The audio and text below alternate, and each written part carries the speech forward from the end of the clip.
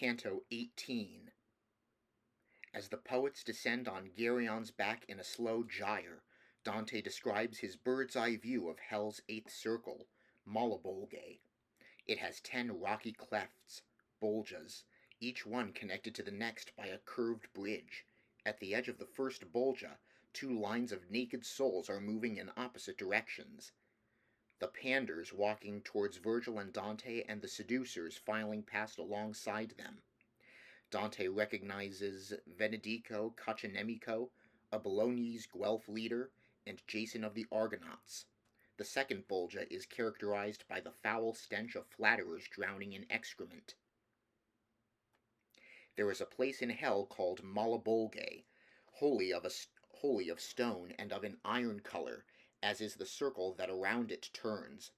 Right in the middle of the field malign there yawns a well exceeding wide and deep, of which its place the structure will recount. Round, then, is that enclosure which remains between the well and the foot of the high, hard bank, and has distinct in valleys 10 at its bottom. As where for the protection of the walls many and many moats surround the castles, the part in which they are a figure forms just such an image, those presented there, and as about such strongholds from their gates unto the outer bank are little bridges, so from the precipice's base did crags project, with intersected dikes and moats, unto the well that truncates and collects them. Within this place, down shaken from the back of Geryon, we found us, and the poet held to the left, and I moved on behind. Upon my right hand I beheld new anguish, new torments, and new wielders of the lash, wherewith the foremost bolga was replete. Down at the bottom were the sinners naked. This side the middle came they facing us. Beyond it, with us, but with greater steps.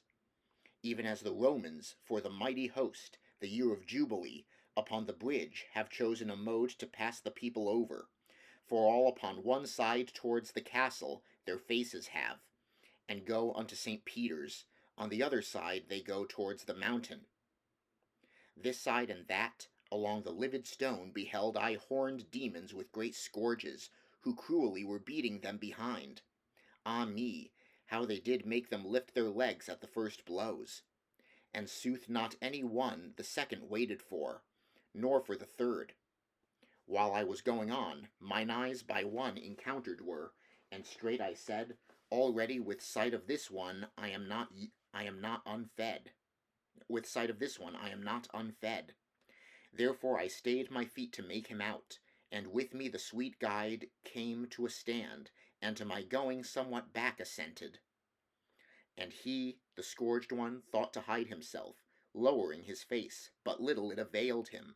For said I, thou that castest down thine eyes, if false are not the features which thou bearest, thou art Venedico Caccianemico. But what doth bring thee to such pungent sauces? And he to me, unwillingly I tell it, but forces me thine utterance distinct, which makes me recollect the ancient world. I was the one who in fair Gisola induced to grant the wishes of the Marquis, howe'er the shameless story may be told. Not the sole Bolognese am I who weeps here.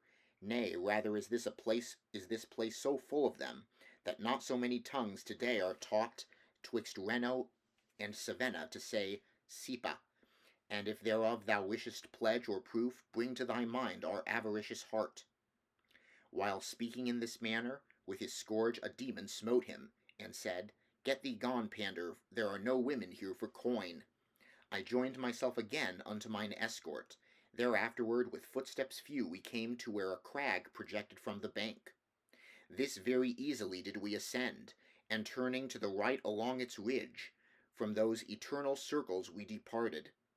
When we were there, where it is hollowed out beneath, to give us a passage to the scourged, the guide said, Wait and see that on thee strike the vision of those others evil-born, of whom thou hast not yet beheld the faces, because together with us they have gone.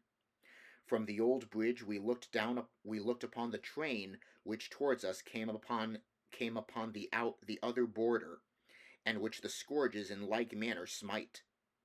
And the good master, without my inquiring, said to me, See that tall one, who is coming, without my inquiring, said to me, "See that tall one who is coming, and for his pain seems not to shed a tear? Still, what a royal aspect he retains!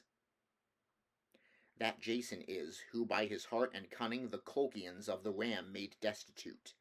He by the Isle of Lemnos passed along after the daring women pitiless had unto death devoted all their males. There with his tokens and with ornate words did he receive Hypsipyle, the maiden who first herself had all the rest deceived. There did he leave her pregnant and forlorn. Such sin unto such punishment condemns him, and also for Media is vengeance done. With him go those who in such wise deceive, and this sufficient be of the first valley to know, and those that in its jaws it holds. We were already where the narrow path crosses athwart the second dike, and forms of that a buttress for another arch. Thence we heard people who are making moan in the next bolgia, snorting with their muzzles, and with their palms beating upon themselves the margins with their palms beating upon themselves the margins were encrusted with a mould by exhalation from below, that sticks there, and with the eyes and nostrils wages war.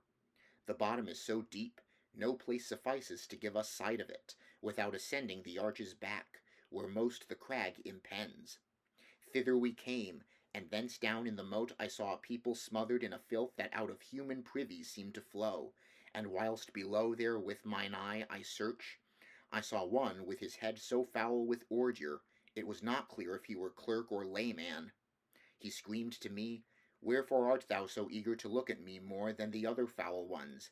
And I to him, "Because if I remember I have already seen thee with dry hair, and thou art Alessio Intermine of Lucca, therefore I eye thee more than all the others."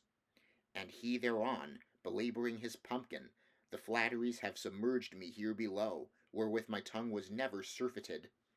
Then said to me the guide, "See that thou thrust thy visage somewhere farther in advance, that with thine eyes thou well the face attain of that uncleanly and dishevelled drab, who there doth scratch herself with filthy nails, and crouches now, and now on foot is standing. Thrice the harlot it is, who replied unto her paramour, when he said, Have I great gratitude from thee? Nay, marvellous, and herewith let our sight be satisfied.